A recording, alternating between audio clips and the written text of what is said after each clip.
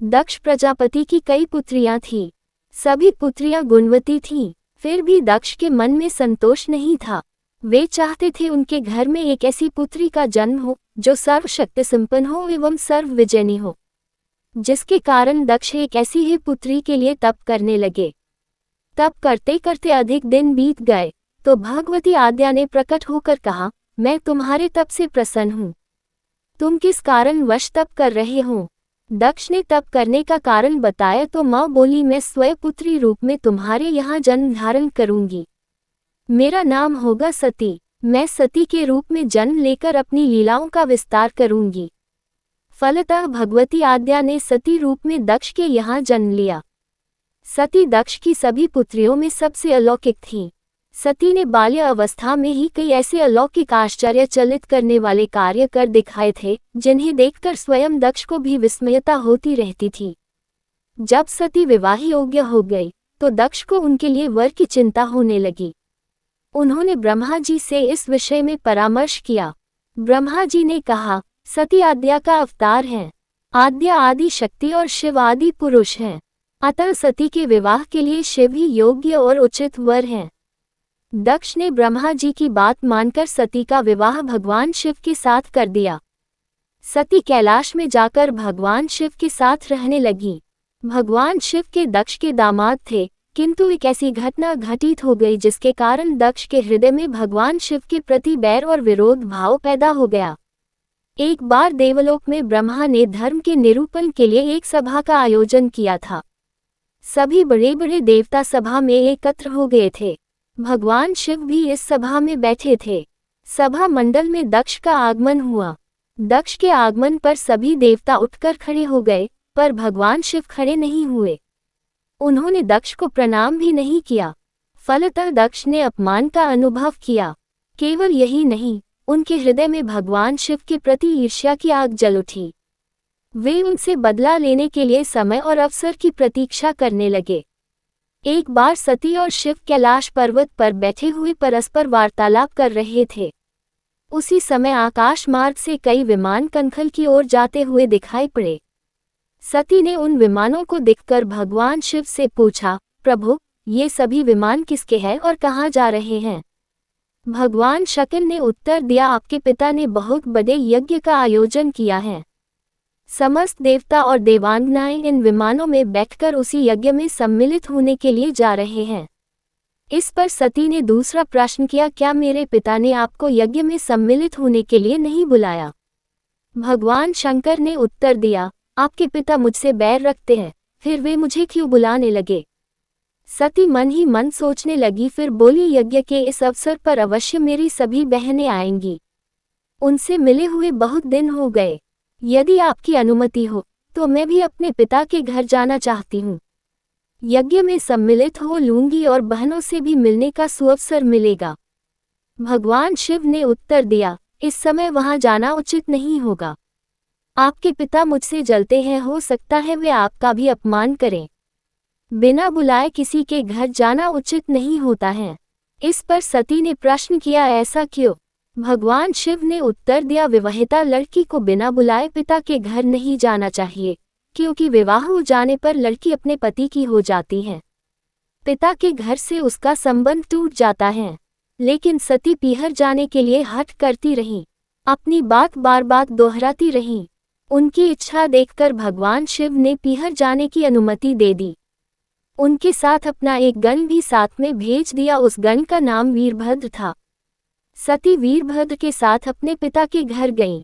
घर में सती से किसी ने भी प्रेम पूर्वक वार्तालाप नहीं किया। दक्ष ने उन्हें देखकर कहा, तुम क्या यहाँ मेरा अपमान कराने आए हो? अपनी बहनों को तो देखो, वे किस प्रकार भांति भांति के अलंकारों और सुंदर वस्त्रों से सुसज्जित हैं। तुम्हारे शरीर पर मात्र बाघंबर हैं। तुम्हारा पति श्मशानवासी और भूतों का नायक है, वो तुम्हें बाघंबर छोड़कर और पहना ही क्या सकता है? दक्ष के कथन से सती के हृदय में पश्चाताप का सागर उमड़ पड़ा। वे सोचने लगी, उन्होंने यहाँ आकर अच्छा नहीं किया। भगवान ठीक ही कह रहे थे, बिना बुलाए पिता के घर भी नहीं जाना चाहिए। पर अब क्या हो सकता है? अब तो आ ही गई हूँ। पिता के कटु और अपमानजनक शब्द सुनकर भी सती मौन रही। वे उस यज्ञ मंडल में गईं जहां सभी देवता और ऋषि मुनि बैठे थे तथा यज्ञ कुंड में धू धू करती जलती हुई अग्नि में आहुतियां डाली जा रही थीं। सती ने यज्ञ मंडप में सभी देवताओं के तो भाग देखे, किंतु भगवान शिव का भाग न बड़ी यह देखा। वे भगवान शिव का भाग न देखकर अपने पिता से बोली, पितृश्रेष्ठ, यज्ञ में तो सबके भाग दिखाई पड़ रहे हैं किंतु कैलाशपति का भाग नहीं है। आपने उनका भाग क्यों नहीं रखा? दक्ष ने गर्व से उत्तर दिया, मैं तुम्हारे पति शिव को देवता नहीं समझता। वह तो भूतों का स्वामी, नग्न रहने वाला और हड्डियों की माला धारण करने वाला है। वह देवताओं की पंक्ति में बैठने योग्य नहीं है। उसे कौन भाग देगा? सती के नेत्र लाल हो उठे, उनकी भौहें कुटिल हो गईं।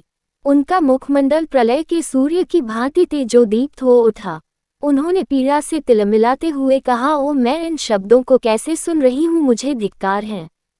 देवताओं, तुम्हें भी धिक्कार है। तुम भी उन कैलाशपति के लिए इन शब्दों को कैसे सुन रहे हो जो मंगल के प्रतीक हैं और जो क्षण मात्र में संपूर्ण सृष्टि को नष्ट करने की शक्ति रखते हैं। वे मेरे स्वामी हैं। नारी के लिए उसका पति ही स्वर्ग होता है। जो नारी अपने पति के लिए अपमानजनक शब्दों को सुनती है उसे नरक में जाना पड़ता है। पृथ्वी सुनो, आकाश सुनो और देवताओं तुम भी सुनो, मेरे पिता ने मेरे स्वामी का अपमान किया है। मैं अब एक क्षण भी जीवित रहना नहीं चाहती। सती अपने कथन को समाप्त करती हुई यज्ञ के कुंड में कूद पड़ी। जलती हुई आहुतियों के साथ उनका शरीर भी जलने लगा। यज्ञ मंडप में खलबली पैदा हो गई, हाहाकार मच गया। देवता उठकर खड़े हो गए। वीरभद्र क्रोध से कांप उठे। वे उछल उछलकर यज्ञ का विध्वंस करने लगे। यज्ञ मंडप में भगदड़ मच गई। देवता और ऋषि मुनि भाग खड़े हुए। वीरभद्र ने देखते ही देखते दक्ष का मस्तक काटकर फेंक दिया। समाचार भगवान शिव के कानों में भी पड़ा। वे प्रचंड आंधी की भांति कनखल जा पहुंचे। सती के जले हुए शरीर को देखकर भगवान शिव ने अपने आप को भूल गए। सती के प्रेम और उनकी भक्ति ने शंकर के मन को व्याकुल कर दिया। उन शंकर के मन को व्याकुल कर दिया जिन्होंने काम पर भी विजय प्राप्त की थी और जो सारी सृष्टि को नष्ट करने की क्षमता रखते थे। वे सती के प्रेम में खो गए, बेसुध हो गए। भगवान शिव ने उन्मत्त की भांति सती के जले हुए शरीर को कंधे पर रख लिया। वे सभी दिशाओं में भ्रमण करने लगे। शिव और सती के इस अलौकिक प्रेम को देखकर पृथ्वी रुक गई, हवा रुक गई, जल का प्रवाह ठहर गया और रुक गई देवताओं की सांसें। सृष्टि व्याकुल हो उठी। सृष्टि के प्राणी पुकारने लगे, पाहिमाम पाहिमाम। भयानक संकट उपस्थित देखकर सृष्टि के पालक भगवान विष्णु आगे बढ़े। वे भगवान शिव की बेसुधी में अपने चक्र से सती के एक एक अंग को काट काट कर गिराने लगे। धरती पर 51 स्थानों में सती के अंग कट कट कर गिरे। जब सती के सारे अंग कट कर गिर गए तो भगवान शिव पुनः अपने आप में आए। जब वे अपने आप में आए तो पुनः सृष्टि के सारे कार्य चलने लगे।